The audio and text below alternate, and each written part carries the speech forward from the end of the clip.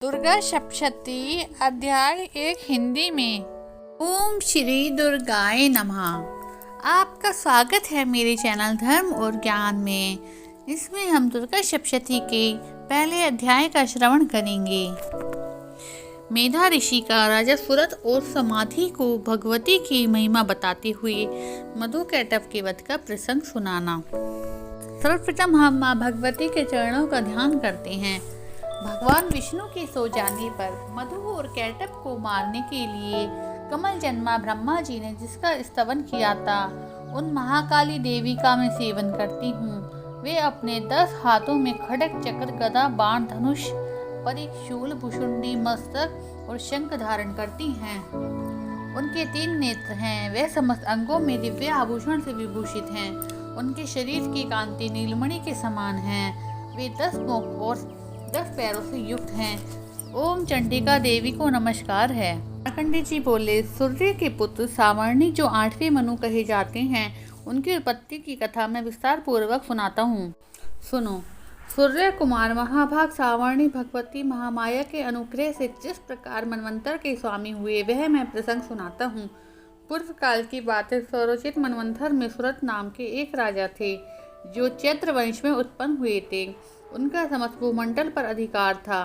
वे राजा का अपने और पुत्रों की भांति धर्म पूर्वक पालन करते थे। तो भी उस समय कोला विध्वंसी नाम के क्षत्रिय उनके शत्रु हो गए थे। राजा सूरत की दंडनीय नीति बड़ी प्रबल थी। उनका शत्रुओं के साथ संग्राम हुआ।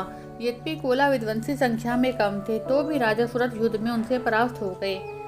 तब वे युद्ध भूमि में अपने नगर को लौट गए, केवल अपने देश के राजा होकर रहने लगे। किंतु वहां भी उनके प्रबल शत्रुओं ने उनका महाभाग राजा सूरत पर आक्रमण कर दिया। राजा का बल क्षीण हो चला, इसलिए उनके दुष्ट बलवान एवं दुरात्मा मंत्रियों ने भी वहां उनकी राजधानी में राजकीय सेना और खजाने हथिया लिए। सूरत का प्रभुत्व नष्ट हो गया, इसलिए वे शिकार खेलने के बहाने घोड़े पर सवारों वहां से अकेले ही घने जंगल में चले गए। वहां उन्होंने विप्रवर मेधा मुनि के आश्रम को देखा, जहां भी हिंसक जीव पर शांत स्वभाव से रहते थे। मुनि के बहुत से शिष्य उस वन की शोभा बढ़ा रहे थे। वहां जाने पर मुनि ने उनका सत्कार किया और वे उन मुनि श्रेष्ठ के आश्रम पर इधर उधर विचरते हुए कुछ काल तक रहे। फिर ममता से आकृष्ट चित्त होकर वहां इस प्रकार चिंता करने लगे, पूर्व काल में मेरे पूर्वजनों ने जिसका पालन किया था, वही नगर आज मुझसे रहित है। पता नहीं मेरे दुराचारी भृत्यागण एवं उनकी धर्म पूर्वक रक्षा करते हैं या नहीं। जो सदा मद की वर्षा करने वाला और शूरवीर था, वह मेरा प्रधान हाथी अब शत्रुओं के अधीन होकर ना जाने किन किन भोगों को भोगता होगा। जो लोग मेरी कृपा धन भोजन पाने में सदा मेरे पीछे पीछे चलते थे, वह निश्चय ही अब दूसरे राजाओं का अनुसरण करते होंगे।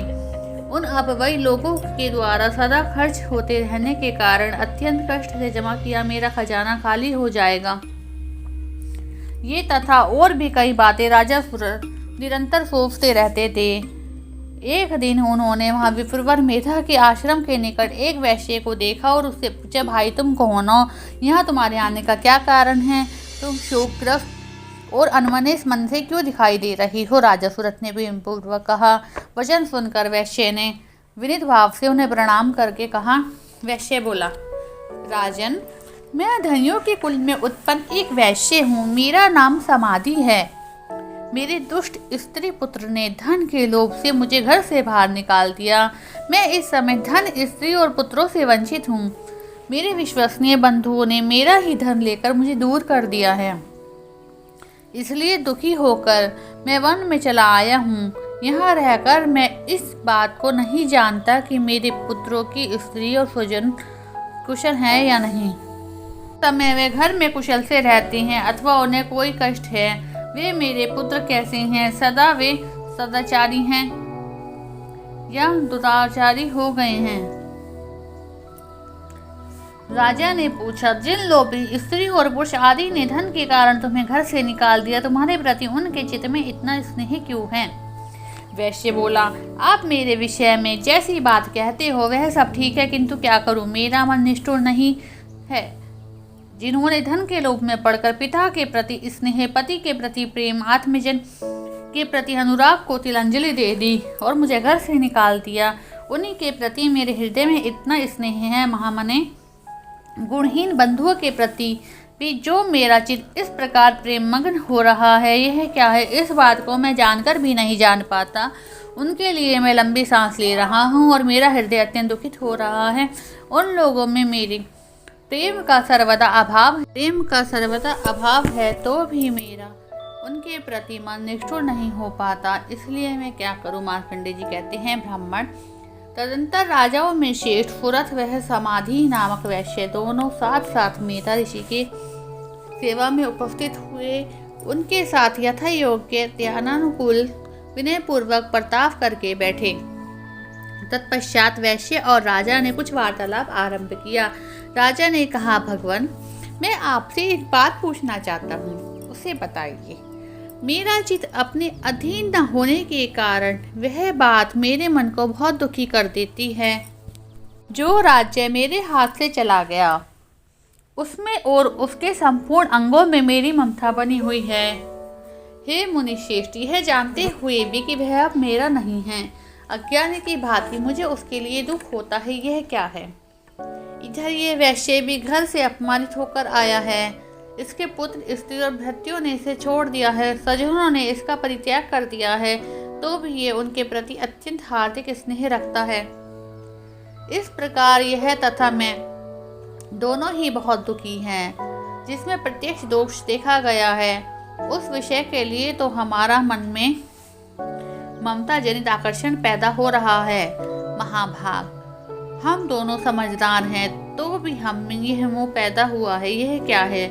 विवेक शून्य पुरुष की भांति मुझ में और इनमें भी ये मूर्ता प्रत्यक्ष दिखाई देती है। ऋषि बोले, हे महाभाग, विषय मार्ग जानकर सब जीवों को मोह है। इस प्रकार विषय भी सबके लिए अलग अलग है। कुछ प्राणी दिन में नहीं देख सकते तो कुछ रात में नहीं देख सकते, तथा कुछ जीव ऐसे हैं जो दिन में और रात्रि में भी बराबर देखते हैं। यह ठीक है, मनुष्य समझदार होते हैं, किंतु वे ही केवल ऐसे होते हैं। पशु पक्षी और मृग आदि सभी प्राणी समझदार होते हैं। मनुष्यों की समझ भी वैसी ही होती है, वैसी उन मृग और पक्षियों की होती है, तथा जैसी मनुष्यों की होती है वैसी ही उन मृग पक्षी आदि की होती है। यह तथा अन्य बातें भी प्राय दोनों में समान ही हैं। समझ होने पर भी पक्षियों को देखो, ये स्वयं भूख से पीड़ित होते हुए भी मोहवश अपने बच्चों की चोंच में कितने चाव से अन्न के दाने डाल देते हैं। हे नरशेष, क्या तुम नहीं देख सकते कि मनुष्य समझदार होते हुए भी लोभवश अपने किए हुए उपकार का बदला पाने के लिए पुत्रों की अभिलाषा करते हैं। यद्यपि उन सब में समझ की कमी ही नहीं, अपितु संसार की उपस्थिति, जन्म मरण की परंपरा बनाए रखने वाली भगवती महामाया के प्रादुर्भाव से ममता में भंवर से युक्त मोह के गहरे गर्त में गिराए गए हैं। इसलिए इसमें आश्चर्य नहीं करना चाहिए। जगदीश्वर भगवान विष्णु की योग निद्रा रूपी जो भगवती महामाया है, उन्हीं ने ये जगत मोहित होकर रखा है। ये भगवती महामाया देवी ज्ञानियों के भी चित्त को बलपूर्वक खींचकर मुँह में डाल देती हैं। वह भी इस संपूर्ण चराचर जगत की सृष्टि करती है। वे ही प्रसन्न होने पर मनुष्यों के लिए मुक्ति का वरदान देती है।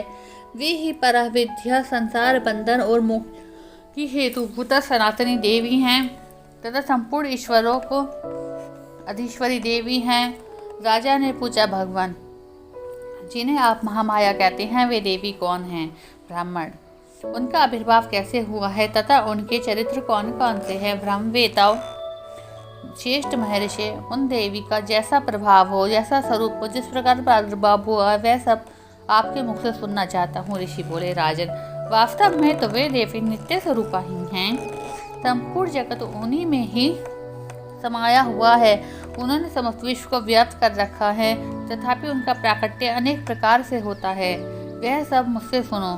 यद्यपि वे नित्य और अजन्मा हैं, तथापि जब देवताओं का कार्य सिद्ध करने के लिए प्रकट होती हैं, उसी समय लोक में उत्पत्ति हुई कहलाती हैं।